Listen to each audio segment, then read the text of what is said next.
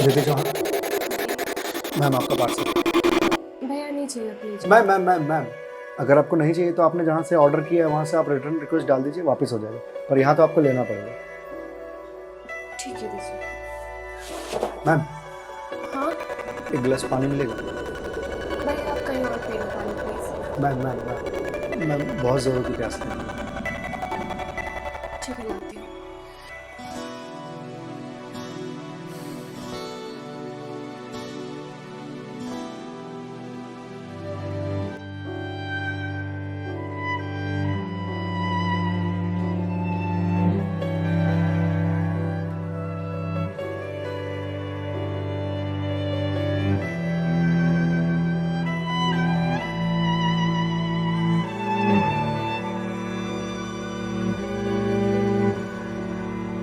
लीजिए लीजिए भैया, देख क्या रहे हैं?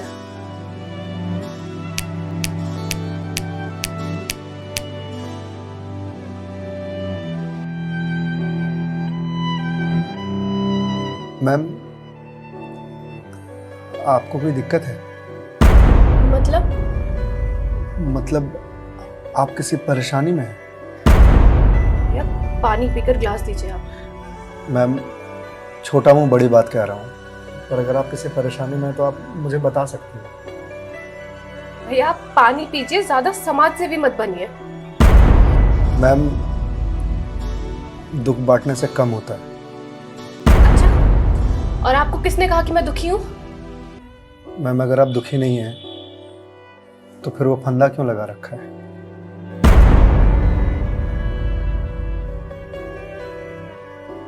मैम, मैंने सुना है खुशियां बांटने से बढ़ती हैं और दुख बांटने से कम होता है। मैम, बड़े से बड़ा दुख कम हो जाता है अगर आपके पास कोई सुनने वाला है। मैम प्लीज़ मैम, रोइए मत। मैम देखिए, ये तो मुझे नहीं पता कि आपको क्या परेशानी है, पर अगर आप मुझे बताएंगे तो शायद मैं कोई सॉल्यूशन निकाल पाऊँ। नहीं, कोई मेरे लिए कुछ नहीं कर सकता। मेरे पास अब मरने के अलावा कोई ऑप्शन नहीं है। मैम, ऑप्शन तो ढूंढने से मिलता है ना। आप एक बार मुझे बताइए ना, शायद मैं कोई जीने का ऑप्शन ढूंढ पाऊँ आपके लिए। क्यों बताऊं तुम्हें? क्या कर लोगे तुम? मैंने बोला ना, मेरी हेल्प कोई नहीं कर सकता है। मैम, आप अगर मुझे नहीं बताएंगे तो मैं वैसे भी कुछ नहीं कर पाऊंगा, पर अगर आप मुझे बताएंगे तो शायद मैं कोई हल निकाल पाऊँ। और अगर कोई हल नहीं निकला तो आप तो वैसे भी सुसाइड करने जा रही थी, तो जाने से पहले अपना दुख मुझे बताते जाइए प्लीज।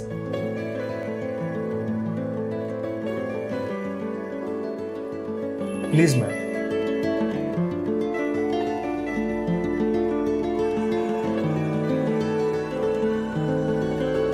मैं ईएमआईस के चक्कर में फंस चुकी हूँ। मतलब मैम? कुछ साल पहले एक कोर्स के लिए मैंने लोन लिया था, फिर उसके कुछ वक्त के बाद एक और लोन, और ये लोन का सिलसिला यूं ही चलता गया।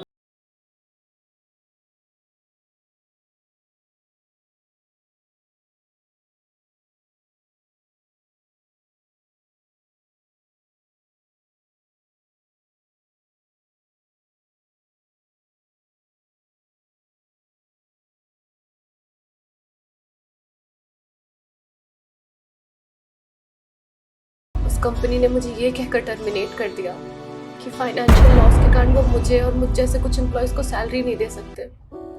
तो मैम, आप किसी और कंपनी में ज्वाइन कर लो, बहुत सारी कंपनीज हैं यहाँ पे। तुम्हें क्या लगता है मैंने अप्लाई करने का ट्राई नहीं करा होगा? जॉब नहीं खोजी होगी?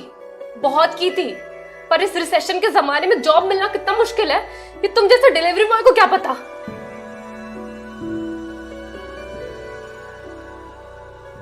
आई एम सॉरी मैम, शायद आप सही कह रही हैं, मुझे इस बारे में कोई जानकारी नहीं। जॉब जाने के बाद मेरे से चीजें हैंडल नहीं हो रही हैं। बैंक से रोज कॉल्स आते ईएमआईज भरने के लिए, और प्राइवेट कंपनी वाले फोन कर कर के धमकियां दे रहे हैं। मैं इस लोन के जंजाल में फंसती चली जा रही हूँ, और अब मेरे पास सुसाइड के अलावा कोई और ऑप्शन नहीं है। मैम ऑप्शन क्यों नहीं है? आप ये बात अपने घर में बता सकती हैं, अपने पापा को बता सकती हैं। नहीं, मैं ये बात अपने पापा को नहीं बता सकती। क्यों मैम?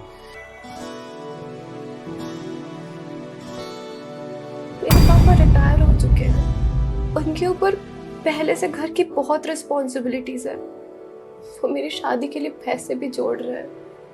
मैं उनसे किस मुंह से पैसे मांगू? मुझे पढ़ाने के लिए, बाहर भेजने के लिए उन्होंने ना जाने रिश्तेदारों से कितने ताने सुने होंगे, और अब जब मैं उन्हें ये जाकर बोलूंगी तो लोग क्या कहेंगे? मैम पैसे आपको अपने पापा से मांगने हैं या लोगों से? पापा से लेने हैं। तो फिर अब लोगों का क्या है? लोगों का तो काम है कहना, वो तो कहते रहेंगे।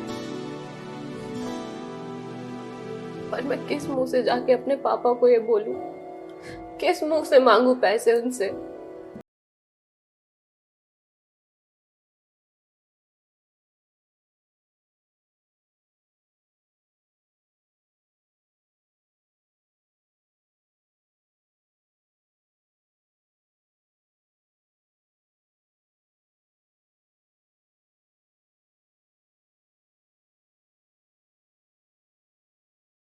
बहुत शौक था। तो मैम आपको साइकिल किस एज में मिली थी? ये कोई 8 साल की होंगी मैं। तो साइकिल तुरंत मिल गई थी आपको?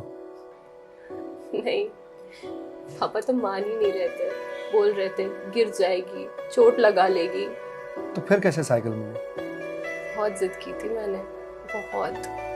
खाना पीना सब छोड़ दिया था। तो मैम साइकिल के लिए जो जिद किया आपने, तो शर्म आई होगी आपको? तो मुझे क्यों शर्म आएगी? पापा है वो मेरे, उनसे जिद नहीं करूंगी तो किससे जिद करूंगी?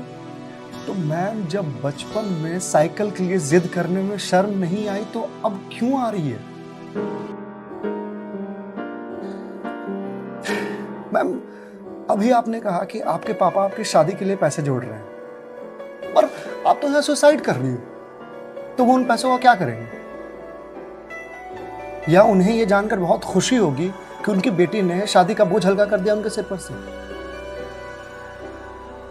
मैम आपको मालूम है, हमारे जनरेशन की दिक्कत यही है कि हम अपने आप को इतना बड़ा समझ लेते हैं कि हम अपने पेरेंट्स से ही अपनी बात छुपाने लगते हैं।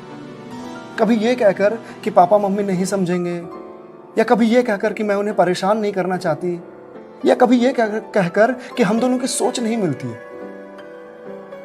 एक बार आप अपनी दिक्कत अगर अपने पेरेंट्स से शेयर कीजिएगा ना, तो आपको जीवन में फिर कभी सुसाइड करने की जरूरत नहीं पड़ेगी, या मेरे जैसे किसी अनजान से अपनी बात शेयर करने की जरूरत नहीं पड़ेगी। प्लीज मैम एक बार शेयर करके देखिए, उनसे बेहतर दोस्त इस दुनिया में कोई नहीं हो सकता। प्लीज मैम एक बार ट्राई कीजिए, प्लीज मैम।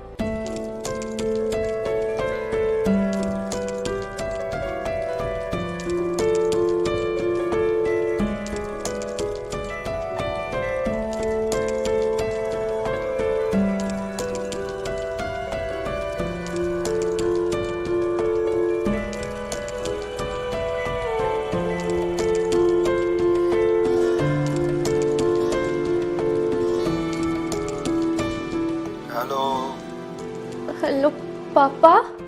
हाँ दीदी बोल, कैसी है बेटा? पापा मुझे आपसे कुछ बात करनी है। हाँ बेटा।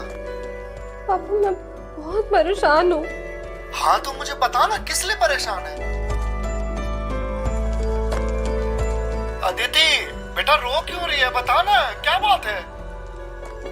पापा, वो मैंने बैंक से लोन ले रखा था ना।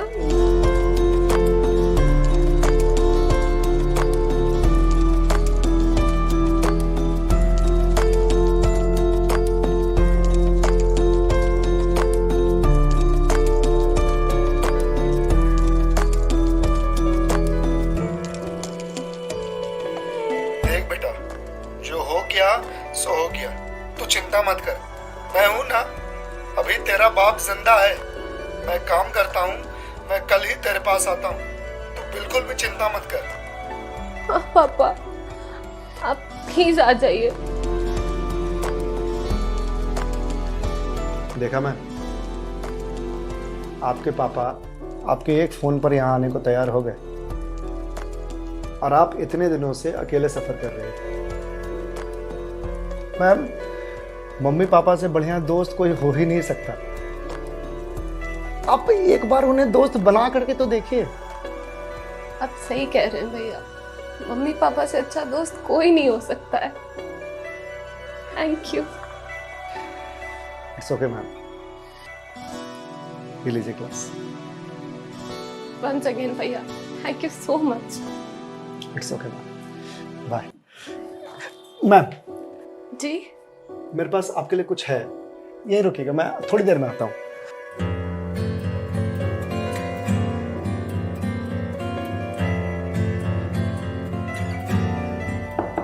मैम। जी भैया।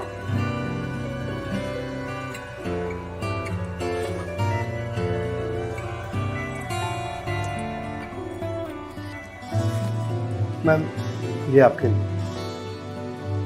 भगवत गीता। जी मैम। मैम, 2020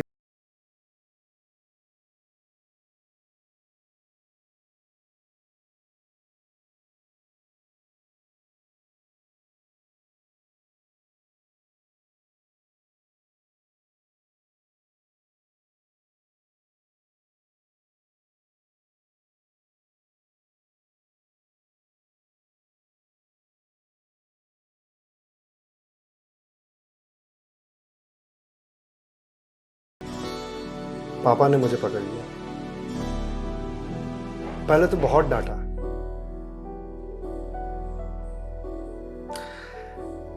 फिर उसके बाद सीने से लगा करके कहा कि तू चिंता क्यों करता है, मैं हूं ना। उन्होंने ही मेरे सारे बिल्स पे किए और उसके बाद ये भगवत गीता दिया मुझे और बोला, बेटा जीवन में जब भी कोई परेशानी आए, किसी चीज का हल ना मिले तो ये पढ़ लेना, इसमें जीवन की सारी परेशानियों का हल तुझे मिल जाएगा। और मैम, वो दिन है और आज का दिन है। आज जिस कंपनी से मैं आपको डिलीवरी करने के लिए आया हूँ, वो मेरी ही कंपनी है। आपकी अपनी कंपनी है? जी मैम। कोरोना के बाद मैंने अपना स्टार्टअप शुरू कर दिया था जॉब जाने के बाद, क्योंकि जॉब मिल ही नहीं रही थी। तो अगर आपकी कंपनी है तो फिर ये डिलीवरीज आप क्यों कर रहे हैं? मैम, मुझे अच्छा लगता है अपना काम खुद करना, और शुरुआत तो मैंने अकेले से ही किया था ना। आज भी जब मन करता है तो निकल जाता हूँ डिलीवरी करने के लिए। और देखिए, आज तो निकलना मेरा सफल रहा, आपसे मुलाकात हुई और जो सीख मुझे भगवत गीता से मिली वो मुझे आपको देने का मौका मिला। मैम, वैसे तो बहुत सारी बातें हैं इसमें सीखने की, पर जो सबसे अच्छी बात मुझे लगती है वो ये कि जो समय है ना, ये कभी एक सा नहीं रहता। आज बुरा समय है तो कल अच्छा समय जरूर आएगा। आज अंधकार है तो कल सवेरा जरूर आएगा।